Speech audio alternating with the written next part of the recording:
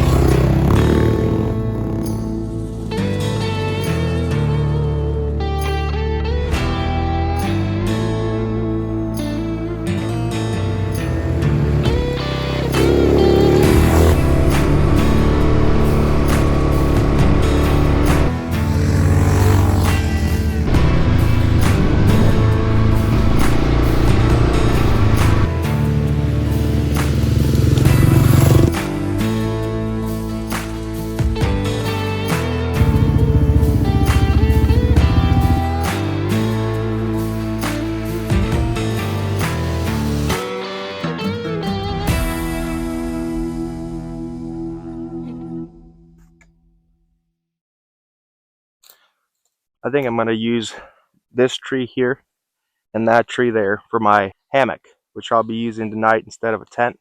I had the bright idea because I wanted to pack light.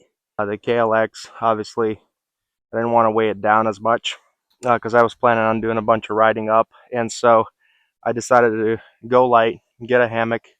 So I'm going to use it between these two trees. Obviously, I need to clean it up a little bit, and I'll make it nice and comfortable. I think I'm going to put the fire pit out here. We got a beautiful view of the mountains back there. Let's get started. Let's set up camp, and then I'm hungry, so let's cook up some dinner.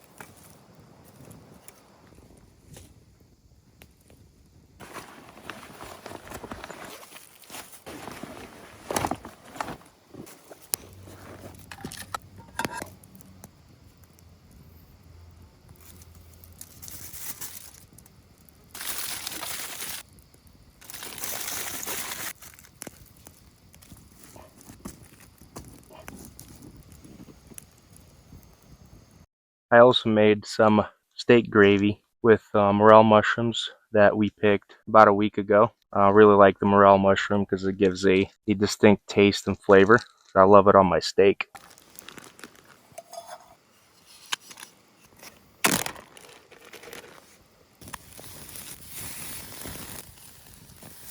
A little restaurant pro tip here.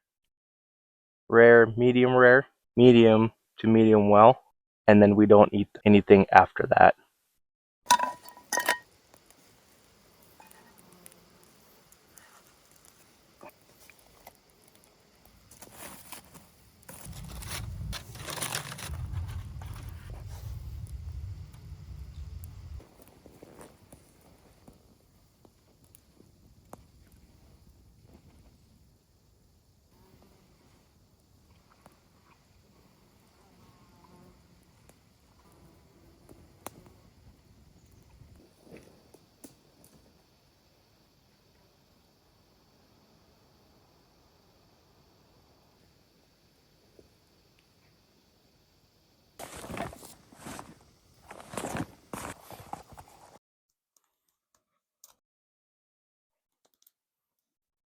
as promised, here's the story of what actually happened with the cougar attack. Last September, me and a couple of good buddies of mine, we were out bow hunting elk. We showed up the night before opening, got when we stayed the night over at a campsite about 15 miles away from where we were planning to hike. We had our motorcycles with us, and so early morning we got up.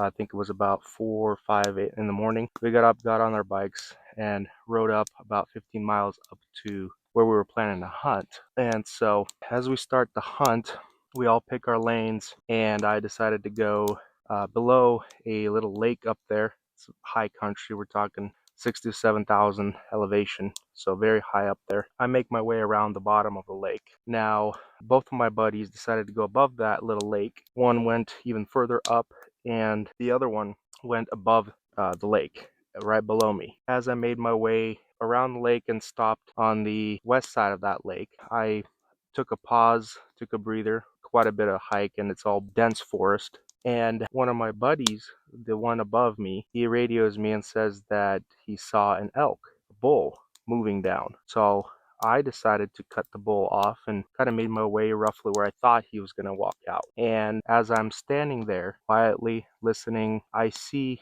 about 80 yards up from me, I see something brown moving. Now, caught my eye real quick, so I kind of stepped out of the tree, and what do you know? It's a cougar. So he's kind of making his way down towards me, and he's crouching. He's just moving between the bushes. He's moving my way. As I step out, he sees me. He freezes, turns around, starts running back up the hill. Now, I remember that my buddy, he's just above me. So I radio him and I tell him that there's a cat working his way up your way. So he radios back and says, "Oh, I'm in really dense forest right now. I need to make my way out in the open as soon as possible." So I keep looking out onto that hill, kind of trying to get a better vantage point to see where if I could spot the cat again. No luck. And as the morning progressed, that kind of faded away. We were deciding to meet up around noon back at the bikes and then work our way back to the campsite to grab some food. So we made our way out back to the camp. We decided to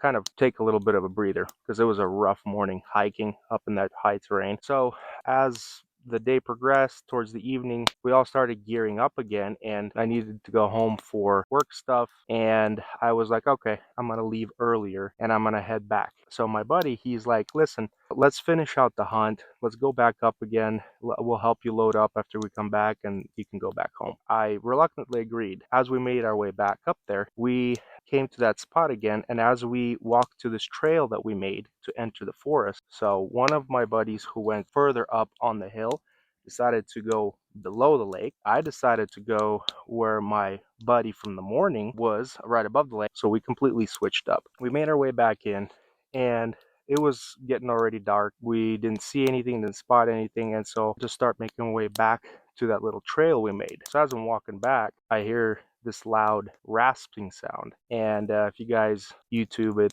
you'll hear what I heard out there. And essentially what it did is it scared me to the point where I go around the hill. And as that happened, I radioed and I'm like, listen, this is not sounding good. I may be in trouble. They radio back, all right, let's make our way back to the trailhead. Let's meet there. So as I worked my way around the hill and came to that little trail that we cut through the bush to get here, and I stopped there. Now, this is old forest, dense. We're talking big trees, and I'm standing right on the edge of that, and right behind me is just a clearing. And as I'm standing there, I saw my buddy up on the hill about 80 to 100 yards up the hill, and I saw him and I signaled him that I'm here and get ready to walk out of the forest. He signals back, said, we're good, I'll meet you there. As I'm standing there, I turn around, I take one last video of the forest before I walk out of it. And as I'm recording it with my phone, I have my bow in my left hand, have my phone in my right hand, and I'm recording into the forest. As I'm recording that, I hear this light twig snap, and I'm talking just a little snap. I was just like, okay, what's that? So what I did is I turned the phone off and I go to put it in my pocket, and I turn over my left shoulder. And as I turn over my left shoulder, the cat's standing there. He's about, I counted it after everything. It's about 3 to 4 yards from me, behind me, and he's crouched, tail's wagging. In that split second, I saw him, and in my head, I pretty much knew I was going to die. I agreed with it, essentially, so to speak. I agreed with the fact that I'm going to die. I don't know if I said it verbally or in my head. I just kind of said, well, I'm dead. Because I reacted how I did, I turned around, saw the cat, I threw my bow down, and I carry a sidearm with me always when I'm hunting for just these purposes and just these situations. So as I turn around, I drop the bow and I take, I believe, 2 or 3 steps back, like jumping back, and that triggered the cat. He jumps. As he jumps, he kind of jumps towards my left. As he jumps, I pull my sidearm out and I fire. As I fire, I hit him or her in the left hind leg. I carry a .40 caliber Smith & Wesson. So that bullet hits the cat and sends it tumbling down into this little ravine. As the cat drops in, it lets out a growl and it jumps up and starts bounding up the hill. It jumps and everything goes quiet. And I'm standing there with my gun. I distinctly remember when I fired that one shot, in my head, I'm like, okay, I'm firing towards where one of my friends is walking. Had that thought not occurred to me, I would have just emptied the magazine. I'm standing there and my buddies started radioing me and I'm just zoned out. I can't hear anything. I can hear some garbled, because I had the radio on my backpack right here. I hear this garbled noise and I'm in tunnel vision. One of them, he makes his way down towards me. He runs up and I'm still standing there just clutching my gun, just waiting for that cat to jump back out. He runs up to me and I just collapse. And he mentioned that I kept uttering that I almost died. He kind of pats me on the back, says, "You're fine, you're good." I jump up, grab my gun, I jump up and I start trying to chase it. So my buddy, he grabs my backpack, pulls me back, and he's like, "No, don't do that. The cat's still alive in those bushes. You could be in a big trouble." And I realized that he was right. I stopped. As I did that, he says, "Hey, let me take a picture of you because you look like you've seen a ghost." And he took a picture of me. Here it is. And as that's happening, my other buddy runs up from below me. All he received is that there was a cougar and that I shot a cougar. So he doesn't know whether it's running his way, whether it's running up, down, sideways. He doesn't know. And he's freaking out. He's running up. He runs up and he's like, "Where is it? Where is it?" I can't talk. And so my other buddy, he just kind of tells him his story and what was happening. And so the biggest mistake I made was thinking that I was the predator in that forest that day. I let my guard down. When I saw that cat in the morning, I should have been a little bit more vigilant. We should have either backed out of that valley, or when we went back in, we should have been staying a little closer together. That cat was the one that was hunting me. That is the scariest feeling, is when you are being hunted and you think you have it all. You think you know what you're doing. You're the one that's doing the hunting. In return, you're the one being hunted. I just wanted to share this with you guys, and this is the first overnight that I've done since that September. Definitely been on my mind. Definitely had to battle some of my thoughts making my way out here. But thank you guys for sticking around, and stay safe out there. If you guys plan to go outdoors, if you guys planning on recreating in the woods, stay safe, be vigilant, always check your surroundings, always have a buddy with you if you can. If you go at it alone, take extra precautions. Also, recently, I think it was about a month or two ago, I get a text message from a friend. He's like, "Hey, take a look at this." Apparently, there was a hunter who was hunting cougars out there in that area, and he posted a post about a cougar that he got that had a bullet in its hind leg, because we saw blood, but it was getting dark. So we were trying to see if we could find the cat, dispatch it, but no luck. It was already getting really dark. By the time we made it back to camp, it was already night. The guy that posted, he said that he got a cat with a gunshot to the hip, and it was the left side. It leads me to believe that he actually got that cat that I shot that day. Makes me sleep a little easier knowing that there's not a injured cougar on that side of the mountain, that it's not out there and it's not posing any danger to anybody else that could be walking in those woods. It's getting late. I'm gonna pack it up. I'm gonna head to bed. I'll see y'all in the morning.